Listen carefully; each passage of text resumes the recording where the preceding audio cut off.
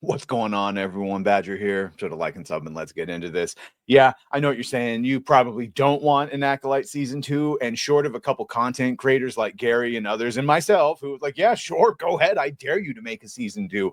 Continue to ruin the already ruined lore, and we'll point out what you're doing to increasingly less and less people giving a shit. See, that's the whole thing about it is even the whole grift train of talking about all the horrible things that they do, that has like depreciating rewards here because people just don't care anymore. And certainly after Acolyte, a lot of people checked out. Star Wars really was dead at that point. And even when they did something like Skeleton Crew, which even someone like GraphWeb, who spends $2 going around super chatting everyone saying cancel Disney Plus, even he thought that show had some redeeming value, but no one cared and no one watched it. So when we start seeing news stories from Screen Rant and Collider and others talking about, oh, the demand is so sky high, it starts looking a little sus, starts looking a little orchestrated. So entertainment outlets like Collider and Screen Rant, of course, have begun publishing articles like the one I just showed you,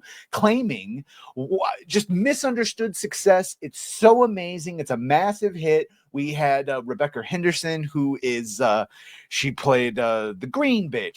She was married to Leslie Headland, Harvey Weinstein's former personal assistant. Vanestra Rowe, sorry, was the name of the the Jedi. We get her posting things saying like just how amazing it is. And we go, well, was it? So everyone is citing something called Parrot Analytics. So a February 2025 Parrot Analytics report claims that the Acolyte had 20.8 times the demand of the average US TV series.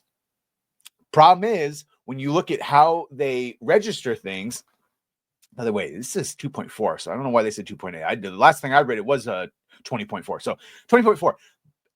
Here's how they would do it. So a deliberate campaign to reframe a failed project. It's a last-ditch effort to rewrite the legacy of a series that undelivered on nearly aspect. So, and the reason it is that is because Parrot Analytics does not track viewership. It doesn't report how many people streamed The Acolyte on Disney Plus, or how many finished it, or how many subscriptions. What it does show is interest. But that interest is not through minutes watched. So instead of using things like you would think it uses, like subscriber data or minutes watched or completion rates or unique views or revenue impact, it doesn't.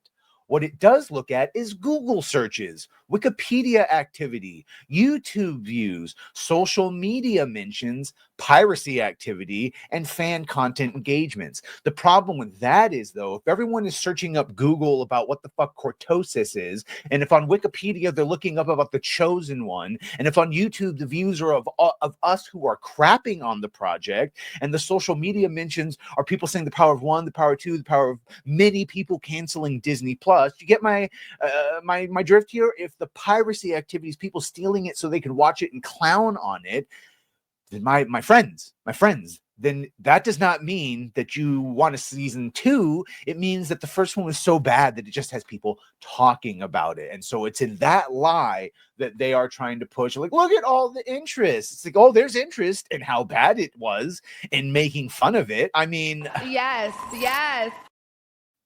So there we go.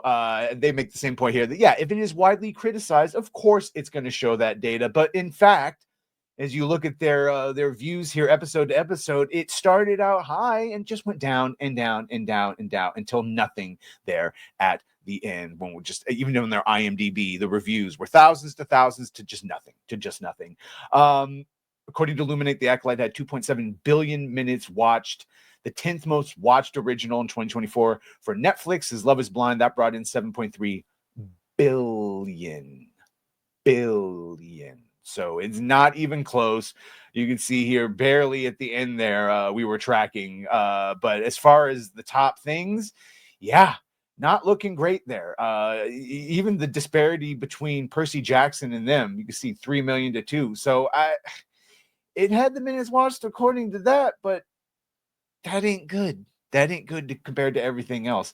And then, of course, there is Vanestra Rowe, her going around, yeah, please, I'm an actress, hire me. not looking good. 230 million gamble, and I guarantee you it cost more than that because we had the tax papers leak. Well over 300 million. I think somewhere in the 320s is where it ended up capping off at. Insane amount of budget for a television show that didn't see any results. And then last but not least, they mention here, no one trusts Disney Plus. No one trusts Lucasfilm. No one trusts Kathleen Kennedy, which means no one wants to fund you. No one wants to give you any money. I know, huh? Yeah.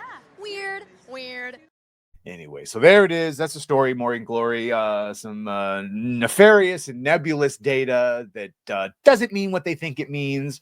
And they're trying to sell you a monorail or a bridge to nowhere. So that's all that is. Anyway, make sure to like, share, and sub. If you have done that, thank you. If you're going to do that, thank you. And well, bye.